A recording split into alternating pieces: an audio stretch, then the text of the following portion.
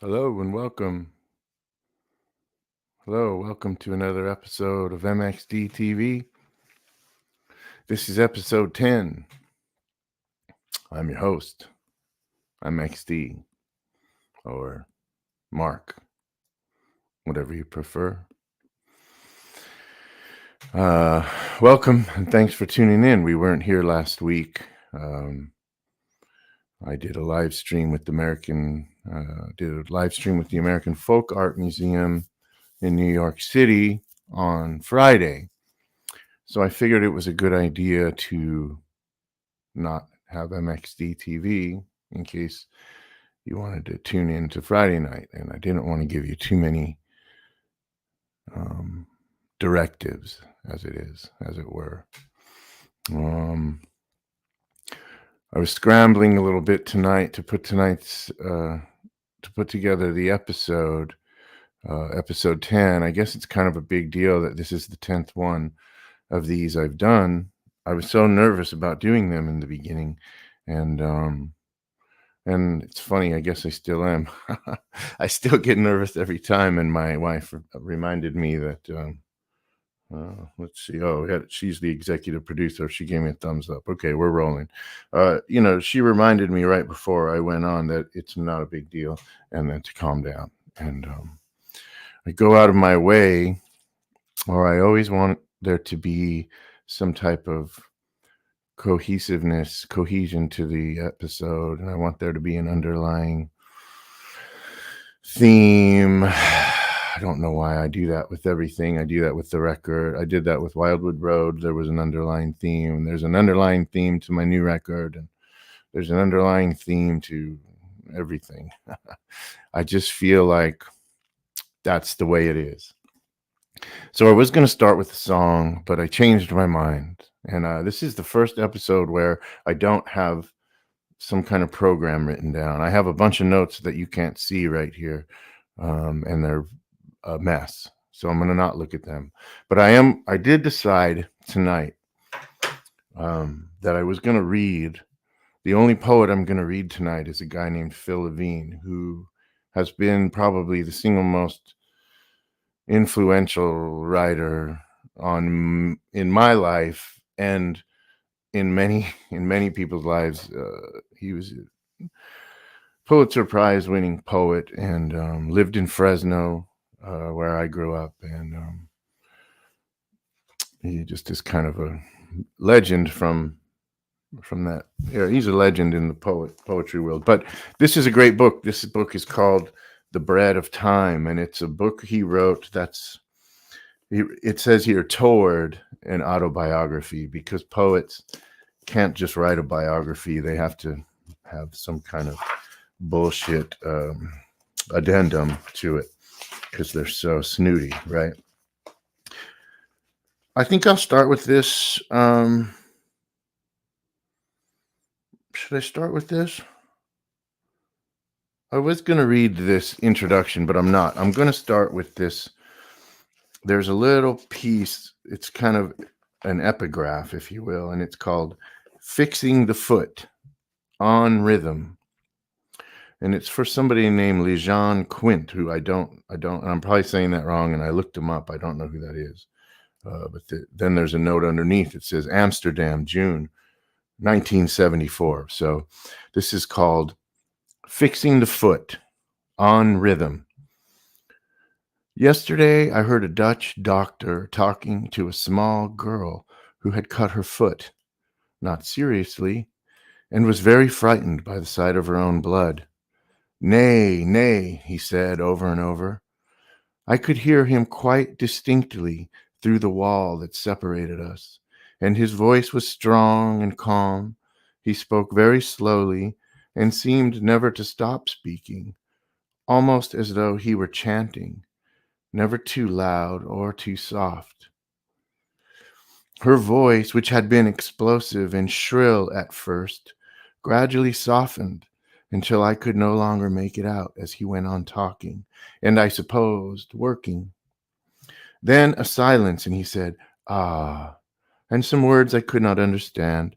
I imagined him stepping spryly back to survey his work.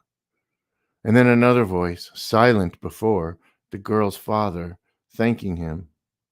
And then the girl thanking him, now in a child's voice. A door opening and closing, and it was over.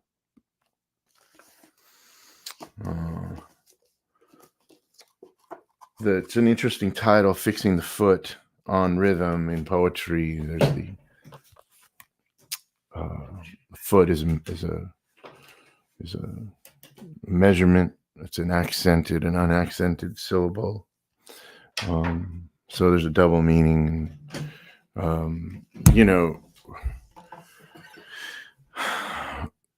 We've been inundated by the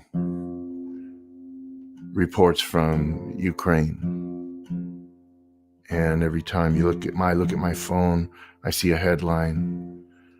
Those headlines have replaced the COVID headlines, and without any fanfare at all.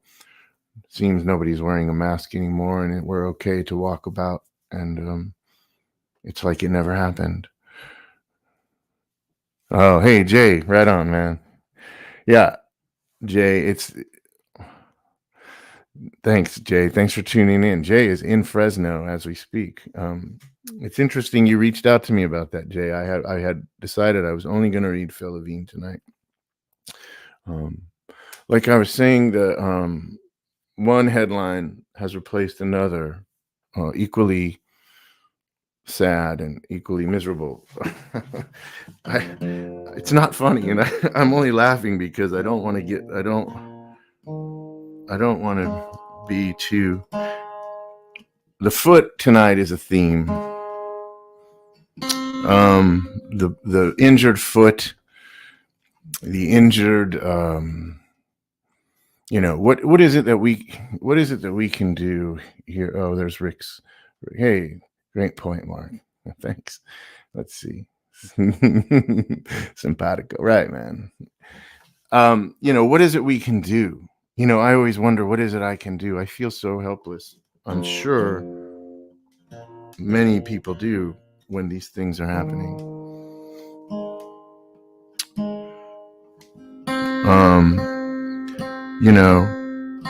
And for me, it's writing. Just don't put your foot in your mouth, Jay says. Correct. I'll try not to, but I will. I definitely will. For me, it's writing, it's playing music, it's reading. It doesn't really seem like that can help anything. And maybe it can. But I'll read you, in a little bit, I'll read you what John Berryman said to Phil Levine in poetry class. I'll get to that next. But I'm going to play you these old songs because I couldn't really think of what to play. And I've been playing this one a lot, and I'm going to start with Wayfaring Stranger, and then I'm going to play this other old song that I really love. I just watched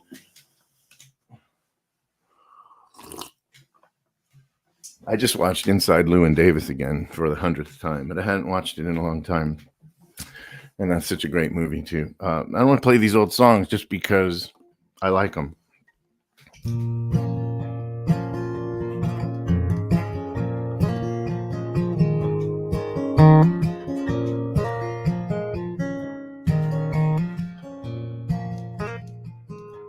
I am a poor wayfaring stranger traveling through this world of woe. There is no sickness, no toil, the danger in that bright land to which I go. I'm going there to see my mother. She said she'd meet me when I come. I'm only going over Jordan. I'm only going home.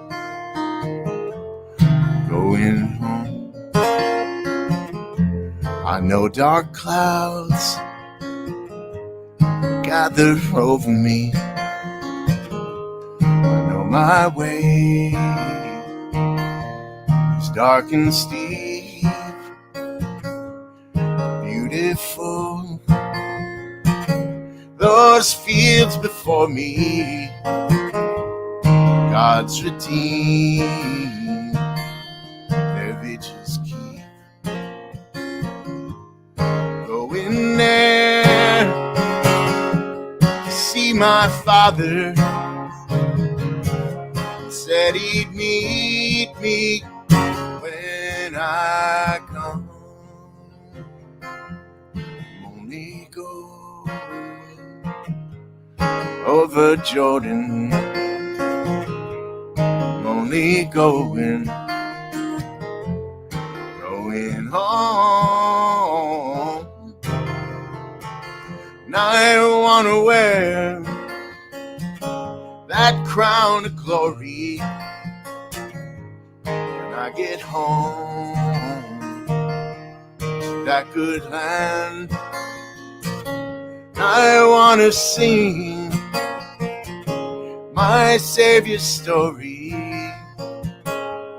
playing in the blood-soaked band. Going there to see my Savior. She said she'd meet me when I come. Only going over Jordan, only going home, only going home, only going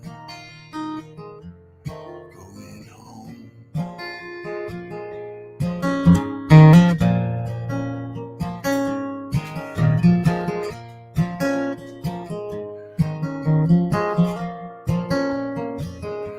In time we will be free from the frames of our bodies.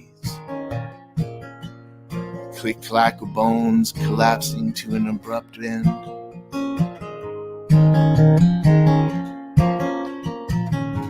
We are alone across the river,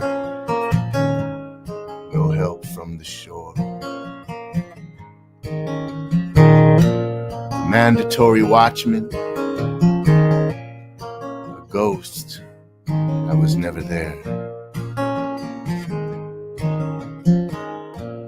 We were alone across the river. We were alone across the river. We were alone. We were alone.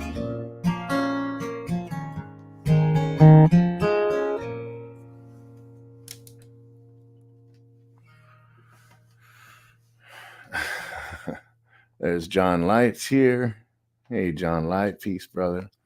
Eric Squindo's here, my man, Eric Squindo. Thanks for putting on that killer show the other night. Eric Squindo did a Dolly Parton tribute at the Colony, and there was more people in the Colony than I had seen anywhere in a long time, and that was the most people we had gotten a chance to play to in a long time, and it was like the pandemic had never happened, and it was really killer. Thanks for doing that, Eric.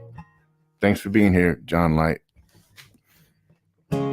And you too, Jay Fung and Rick Servo, and of course Melanie. Melanie said she's going to tune out and watch Fargo, not the movie, but the series, and that's fine. That's fine. She's heard all this bullshit before, I guess. So that's a Wayfaring Stranger. I don't know who wrote that. It's an old song. My favorite version is Tift Merritt's version. Tift Merritt on the wonderful record Night slays that song, and I've played it ever since. The band and I will be playing it next Wednesday night at the Colony.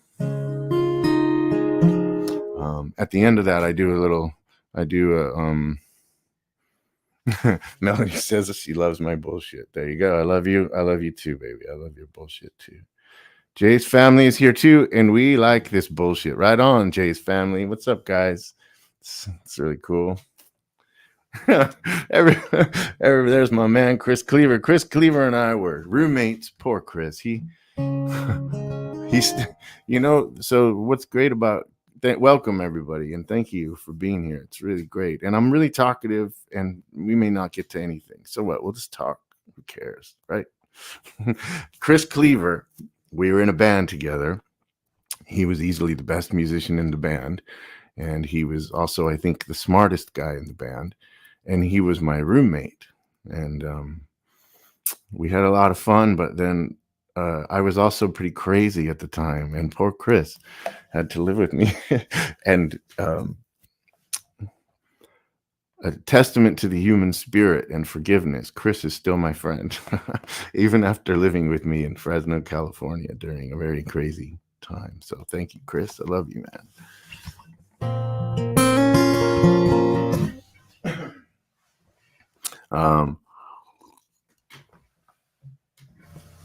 I thought I'd play another folk song.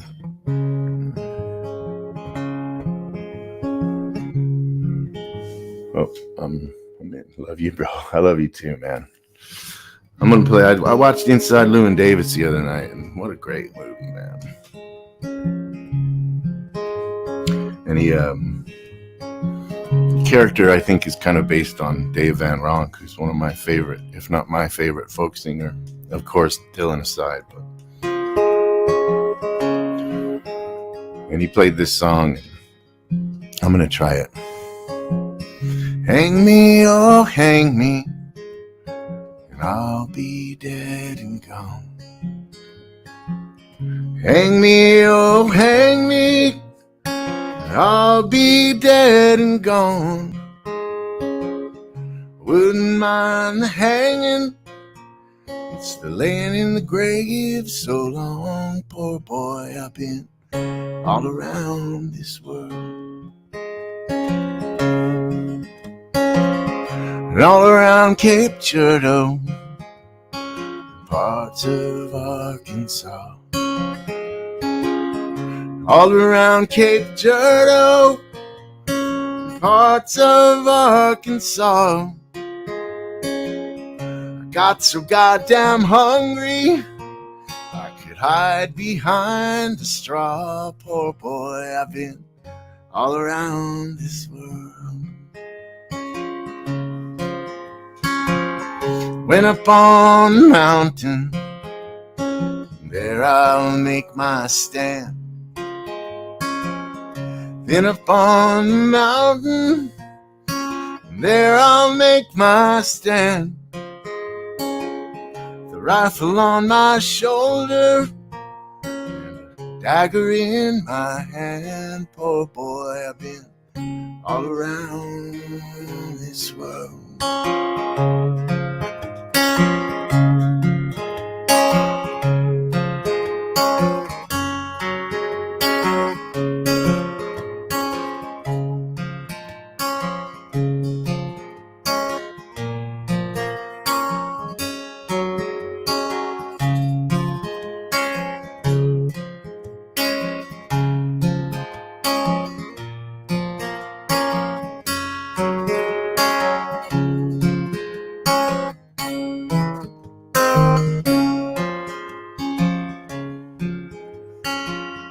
Put the rope around my neck, hang me up so high. Put the rope around my neck and hang me up so high. Last words that I heard them say, it won't be long now before he dies. Poor boy, I've been all around this world. So hang me, oh hang me, I'll be dead and gone. Hang me, oh hang me, I'll be dead and gone. Wouldn't mind hanging, it's the laying in the grave so long. Poor boy, I've been all around this world. I've been all around this world.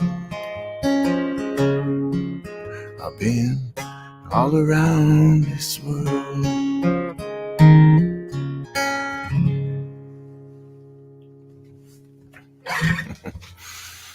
Well, Peter Condaxis is here. Hey, Peter, what's up, man? Thanks for tuning in. It's my sister, Francie. Franny's here. I love folk songs, too. There's a great line in the movie. He gets done playing a song. Eric's window just does a blank thing, which is he's a stoic. There's a great line in the movie. He gets done playing a song. He gets done playing the song. He says, "If it ain't new and it never gets old, it's a folk song." That's a great line. That's a great line. So, I play these folk songs because they were sung during a turbulent time, I guess, and folk music had such an impact in the 60s. It still does to me. And I remember Bob Dylan saying you could listen to Woody Guthrie songs and learn how to live your whole life. I sometimes feel that. I feel that way mostly about music and books. Anyway, so I just thought to start with those songs because they're never new and they never get old, right? And I wanted to read you. I had an argument with somebody. Well, it wasn't an argument. We had a debate about politics and art, and the debate was, you need to be more involved in politics. This person was saying perhaps politics is more important or one or the other. And of course, no absolute is true, but I was just saying, perhaps art. But I'd like to read for you, as promised, again from the book, The Bread of Time. This is one of my favorite stories, and I always butcher it, but it's Phil Levine took John Berryman's poetry class at the Iowa Writers Workshop, and he writes a whole chapter in this book called Mine Own John Berryman, and it's great. It's just the best. It's just the best. I can only imagine what it would have been like to be in a class with. I know Jay got to take Phil Levine, and so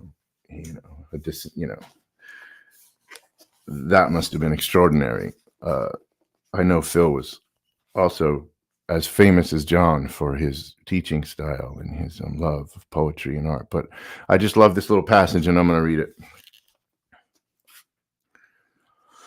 In spite of his extraordinary sense of humor, the key to Berryman's success as a teacher was his seriousness.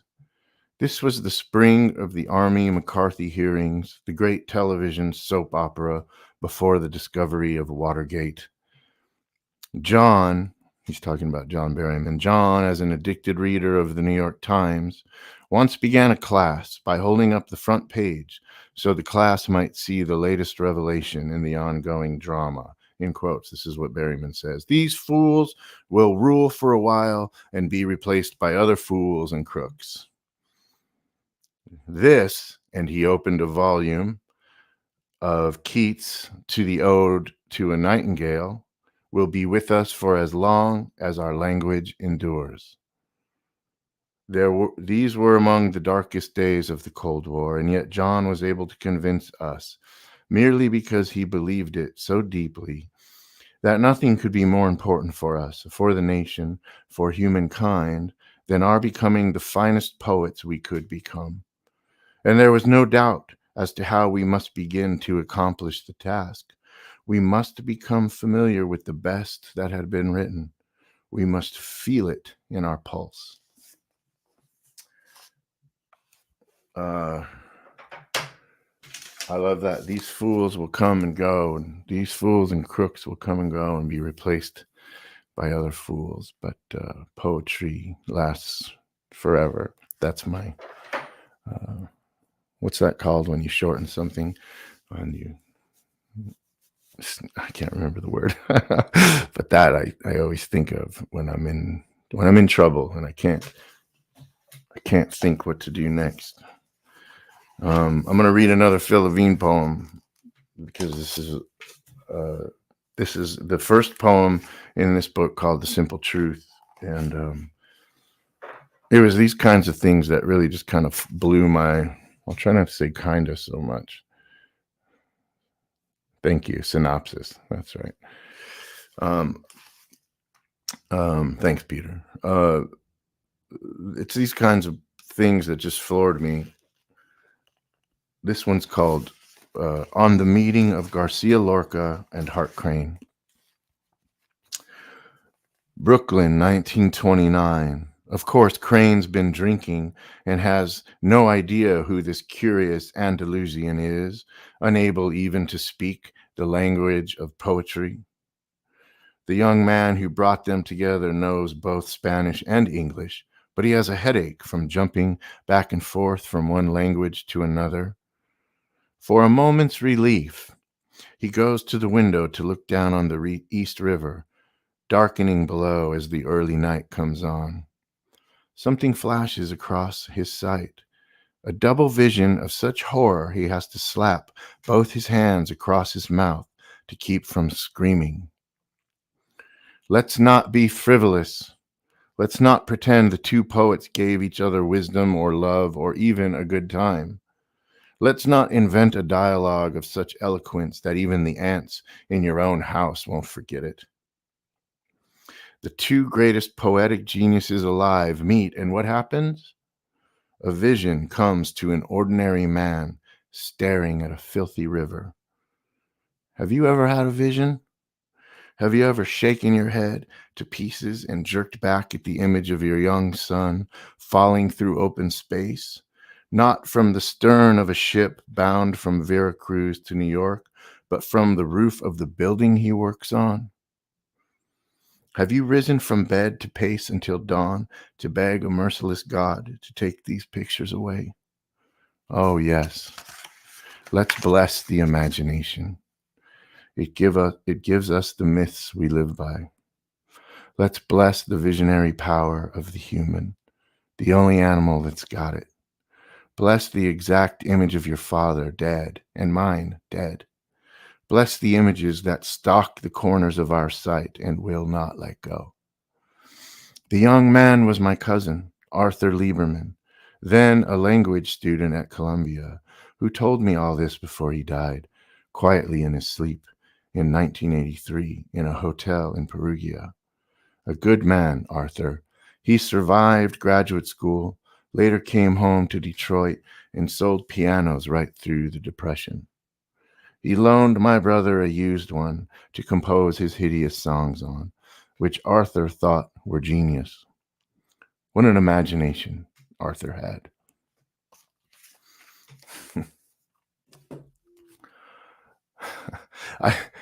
Something happens about a third into that poem, and I realize I get kind of choked up, and I realize I'm 52 now, and I've been writing off and on since I was a kid, but I don't remember when I first stumbled across Phil Levine, but I think I read a poem called The Lights I Have Seen Before, something like that. And I remember being floored and immediately just grabbing up all the books I could. And I've since just spent all my time trying to write like that. It eventually got replaced by Larry Levis, who was also taught by Phil. Anyway, I'm really rattling on tonight.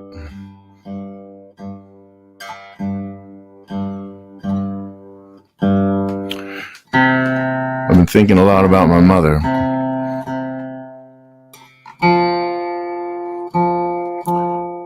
It's an odd thing to have a small child and to spend so much time with her. I was going to call her it. That can't be good. It's an odd thing to have a small child and to spend so much time with her and for my parents to be gone, both of them. My mom's been gone for a long time. And the subject of death came up the other night between my daughter and I.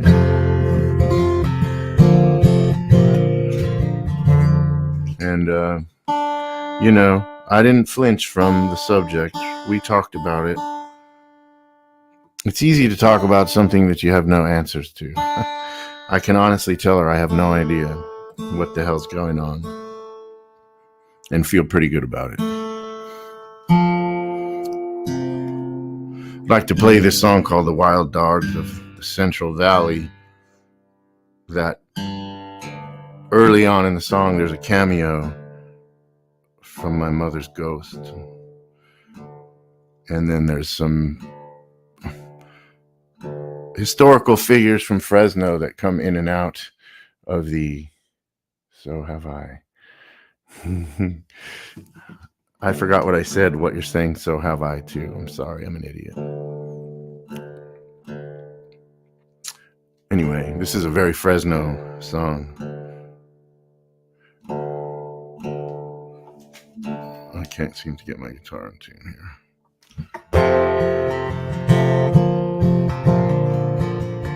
Oh, Vicky answered, I gotta see. Oh, yeah. Okay, good. I should have known. We've been thinking about Mom, yeah. She's been coming up.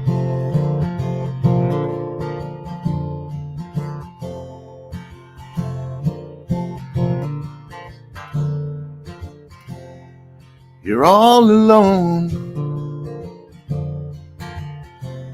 and the voice that you hear down the hall is your mother's voice.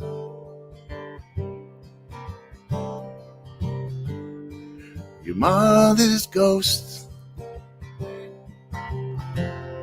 So you pick up the phone, you call and you let it ring and ring, till you find out that you already know. There's nobody home. And if you keep on running from hounds, you can't escape.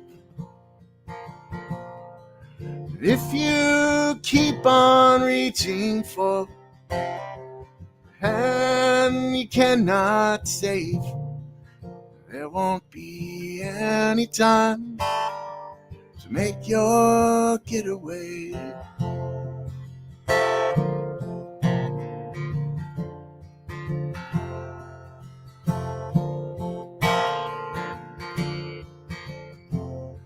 And the money is spent,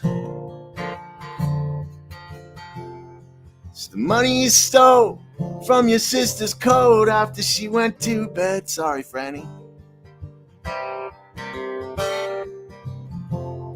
And it's time to repent, but you make your way to the Astro Motel instead.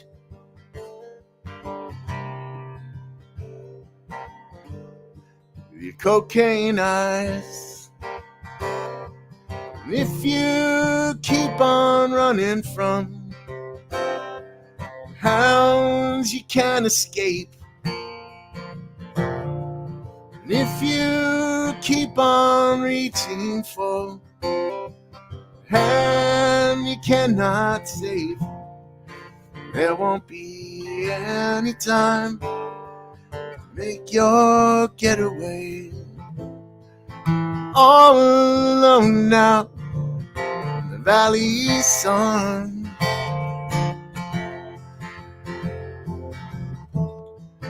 all alone again, down and out again in the valley sun.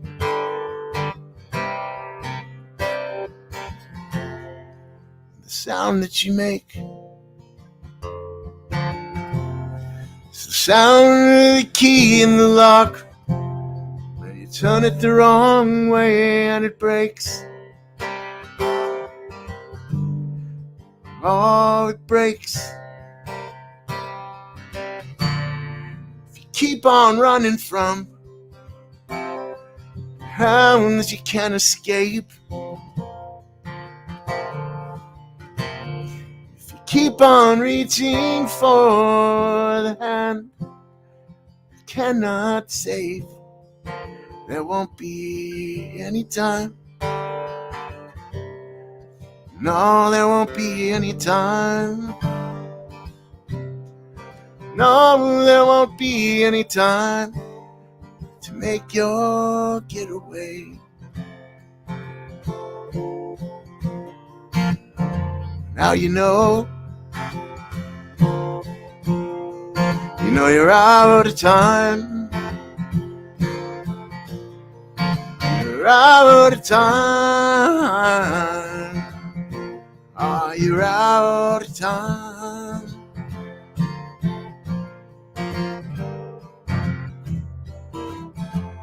Well, it was 1987. School was out for good.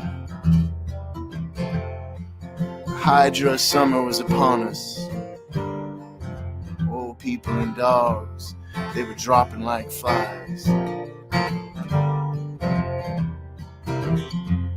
That's the summer they found Earl the Pearl dead in a dumpster behind the Tower Theater, with his arm bent back behind him like a question mark. Yeah, that's the same Tower Theater where those bikers shot Kimber Reynolds in the head. Joe Michael Davis pushed his .357 into her ear, and he pulled the trigger for a purse. He wanted a purse.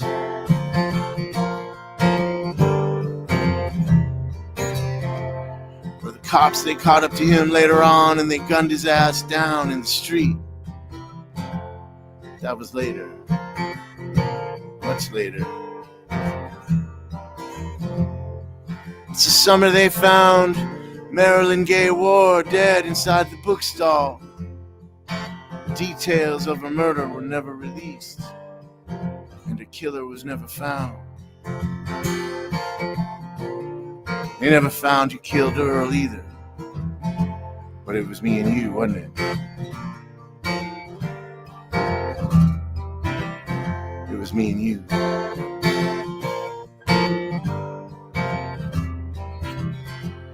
So here's the natural gospel of it all. All systems tower and collapse, and we babble in darkness, seeking foundations for other reconstructions, knowing all along that what works always is nothing.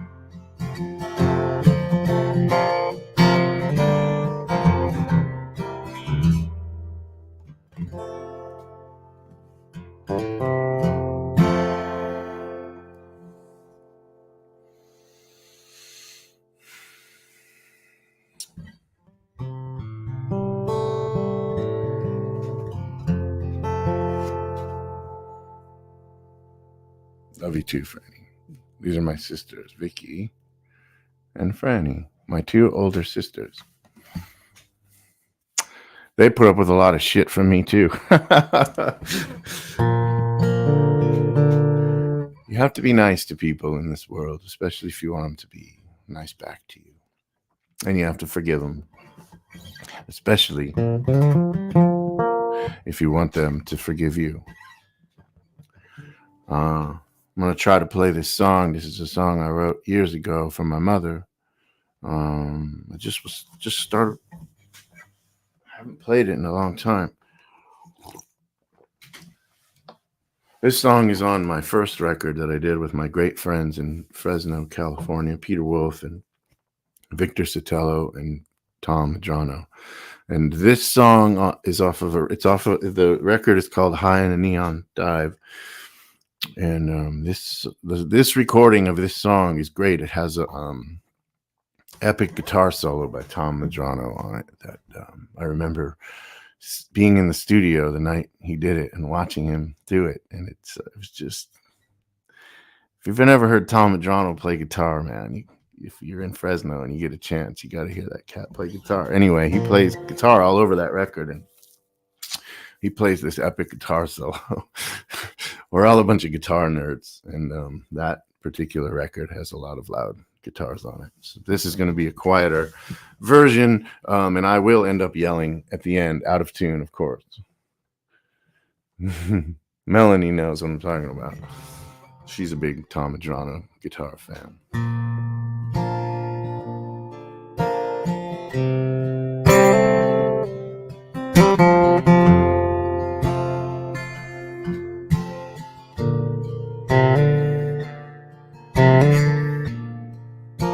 She always said her best was still yet to come. Someday,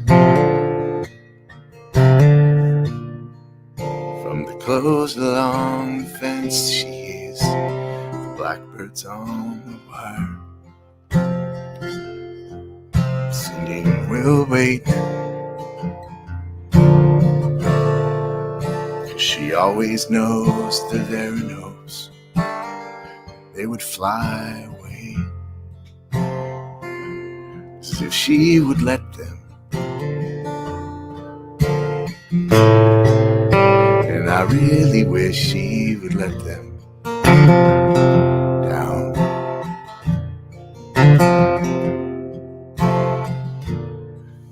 There's a lot that they expect, there's a lot that they may want. She tries to help them. They're famous for the wrecks, and they're twisted up inside from all that she gave them.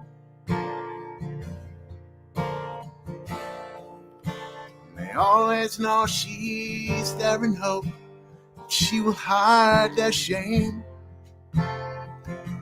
'cause she protects them. And I really wish she would let them down. Let them down.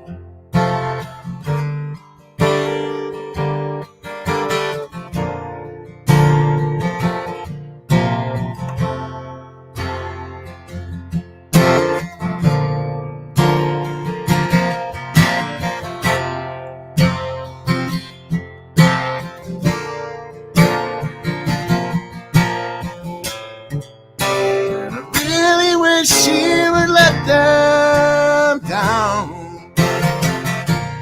Let them down.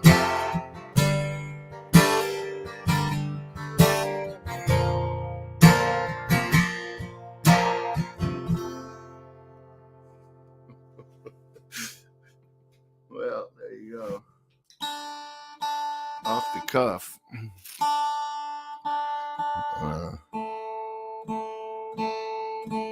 I'll have to find that.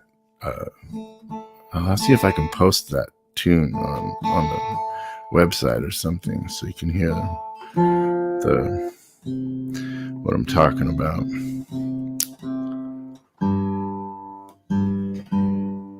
Time flies, even when you're not having fun, it appears.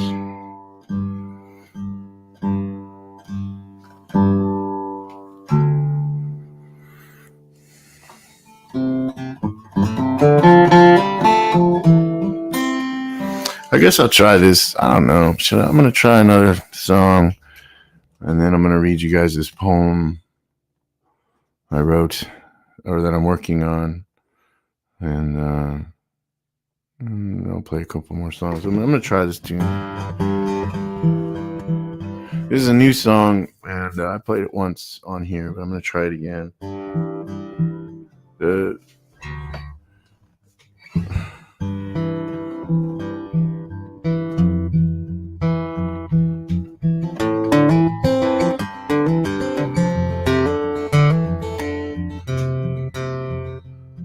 If you want, skip the long, drawn-out explanation, please. Your time in France with all the beggars and the tramps, it's not as interesting as you might think. 'Cause I know you see yourself in me. I know you see yourself in me.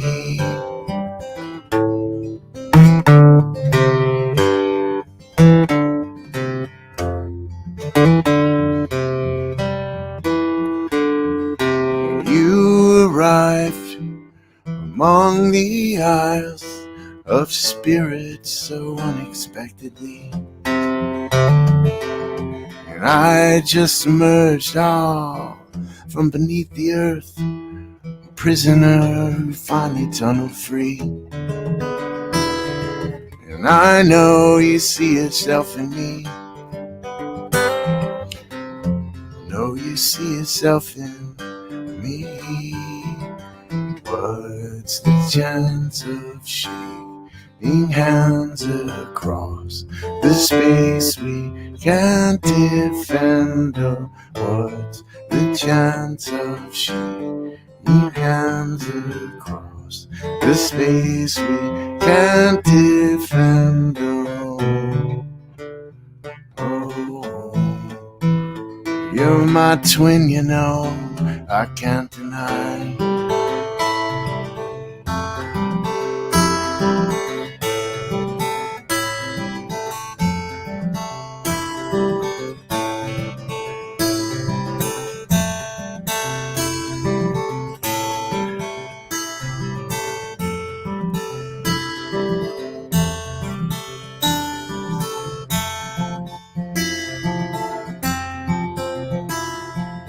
Here's a guess about the rest. They'll light the fires on the shore of Lake Marie. And I'll take an oar and I'll leave the shore further out into uncertainty. 'Cause I know you see yourself in me. Know you see yourself in me. I know you see yourself in me. What's the chance of shaking hands? And what's the use of trembling hands? And what's the chance of shaking hands? And what's the use of trembling hands?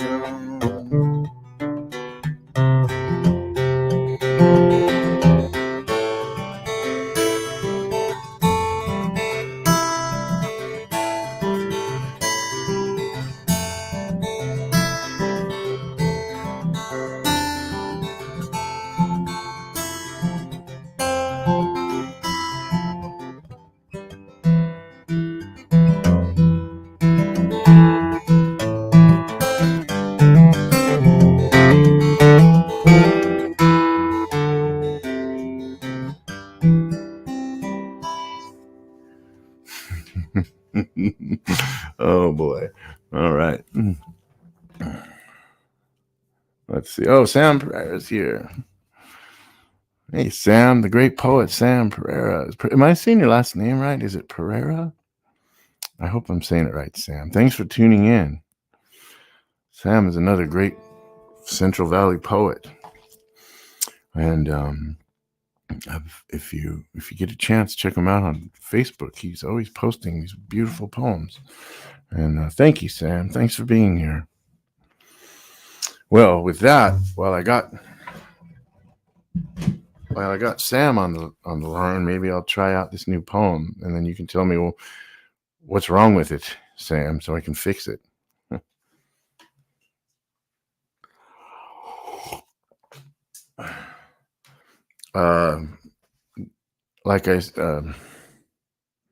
Perfect. Okay, great. Here we go. In this house. Anyway, whatever. I'm not going to say that. You guys know what's going on in the news, and you know what's going on in the world, and it's hard to know what to do. But Melanie, I was struggling with this poem, and I still am to a certain degree, and I might have rushed the ending just so I would have something to read that's new tonight. But thanks to Melanie, she was telling me something about some of the awful stuff she'd seen, and it gave me an idea. Anyway, the title of this poem, how are we doing on time? We're almost out of time already, but I'm going to read this poem. This is a new one, and be kind. It's called For Those Born to the Sound of Bombs. And the epigraph is this. I took it from the Aeneid, from Virgil. It's The epigraph is this: be kind, whoever you may be. Relieve our trouble. Tell us under what heaven we've come at last. It goes like this. Daily routine in the Catskills. Check the Wi-Fi connection. Duck and dodge the American beach, musclewood and birch, eventually blown down, besieged in a barrage of ice and wind. Electricity comes and goes, and there is a waiting that occurs that is central to the heart of insignificance and distraction. It is a blanket statement to say we are in a flat-out sprint from the city and the snow of endless television sets. All of that can find one anywhere now. The pestilence of information and opinion is the first thing I see in the morning and the last thing I see at night. And though the sky can be multitudinous, gray or blue in all directions, we are beneath something more minuscule and sinister. Look for ticks attached to the skin, ballooned and fat with blood, siphoned quietly in the tiny cave of armpit or inner thigh, typically reserved for lover or caring mother, who usually find out eventually exactly what is wrong before the scrutinized do. An affliction parasitic in nature, but truly alive in symbiosis, microscopic trouble balanced on a blade of grass. At the risk of sounding banal or trite, I will say this. It is in love we find out what we are worth or risking or reaching for in this God-forsaken place, where children, through no fault of their own or anything they did, burst into this world screaming, and their first attempt to connect is drowned out by the sound of bombs. The endless ring of war, the blind desire for gold always ending in dust.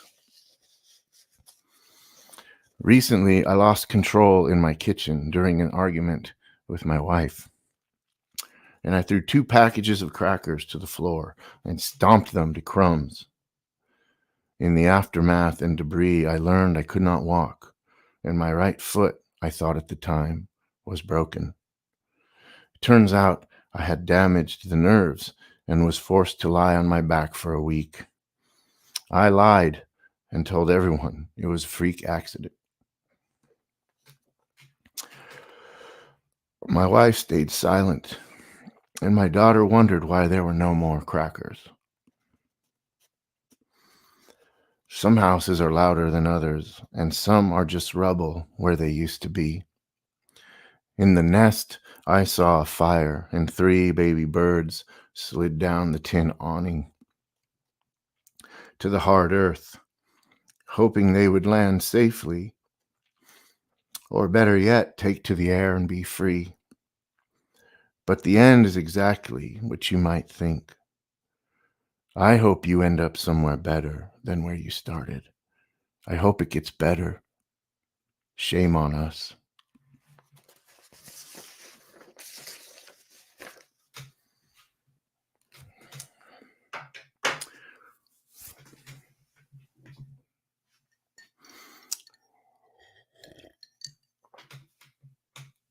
Well, you never know what's going to happen when you start reading something or writing something. You don't know what's going to happen.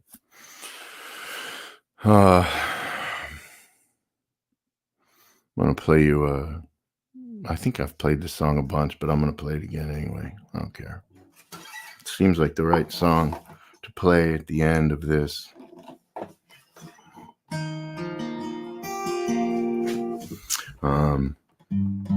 Thank you everyone for tuning in.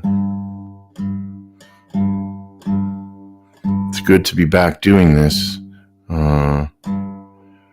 even though I get so nervous. I get all wound up before, and I always think, who needs it?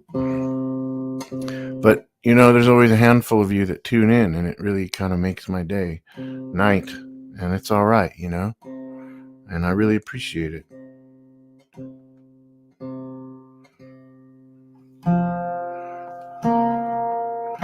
I forget too, while I'm doing this, I get confused as to what it is, who I am. What's the purpose?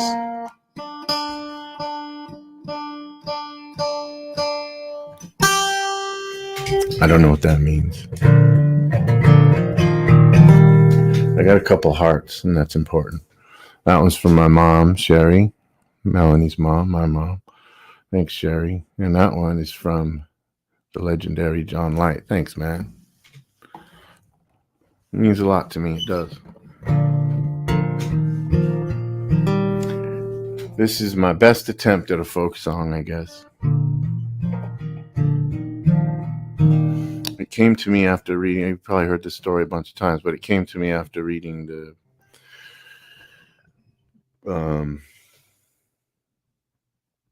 John Lewis book, Walking with the Wind. This one. This book. I read this book and it crushed me. It's not right what we do to one another. It's just devastating.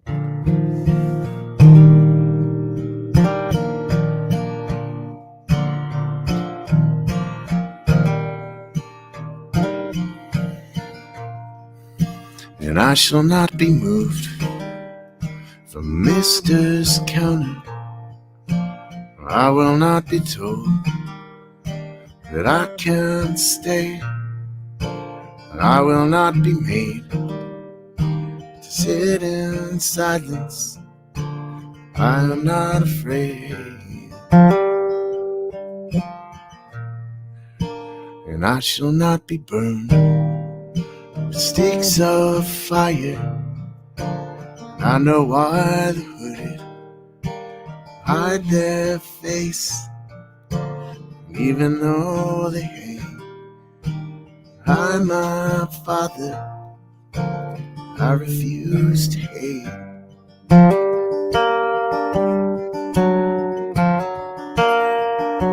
The blood of God comes pouring down to heal the faithful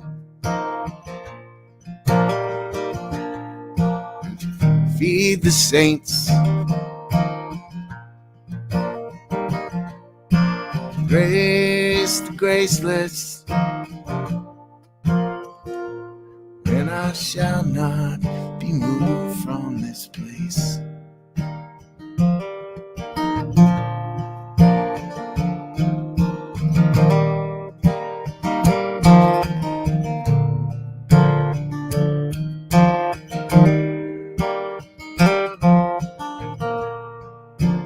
I shall not be made to work 4 hours, and I will not be pulled apart that way.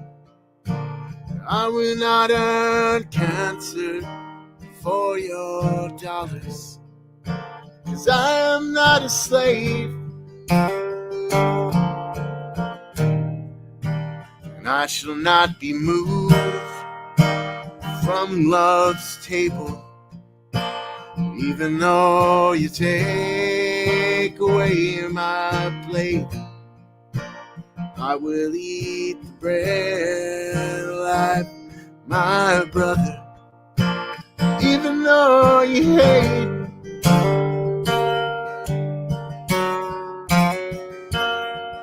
See the blood of God come pouring down, heal the faithful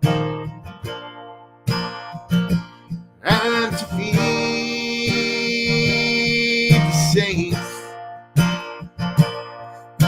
to grace the graceless. And I shall not be moved from this place. And I shall not be moved from this place. And I shall not be moved from this place.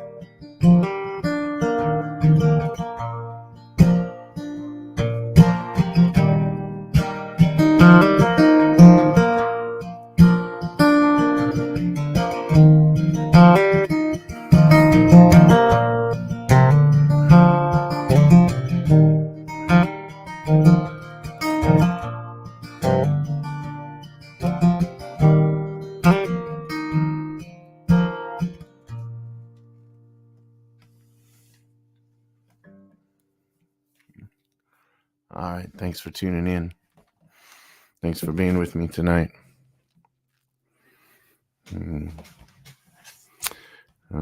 Let's see. Melanie gave a heart, a prayer hands, and another heart. Thanks, Melanie. Well, it was a pleasure being with you guys tonight, and we'll do it again. We'll do it again next week. So hopefully you'll tune in. Tell your friends. Tell your neighbors. Be what's this say, Peter? Peace, brother. Peace to you too, man. Thank you.